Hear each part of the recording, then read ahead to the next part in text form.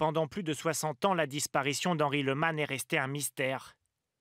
Au printemps 54, le jeune homme part en vacances dans les Alpes italiennes et ne donne plus signe de vie.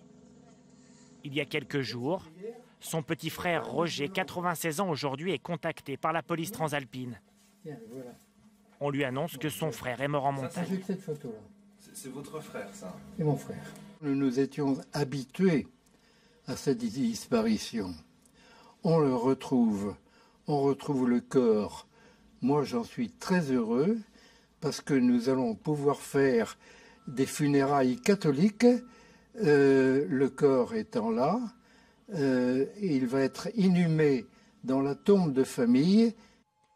Une histoire au long cours relancée en 2005, quand des restes humains sont retrouvés dans ces montagnes du Cervin.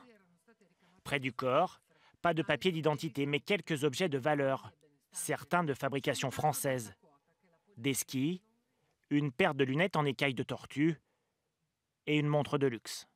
Nous parlons là d'une personne qui a dû perdre la vie au-dessus de Cervinia dans les années 50.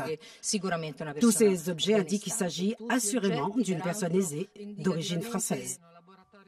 Malgré ces indices, pendant plus de 10 ans, la police échoue à mettre un nom sur la victime.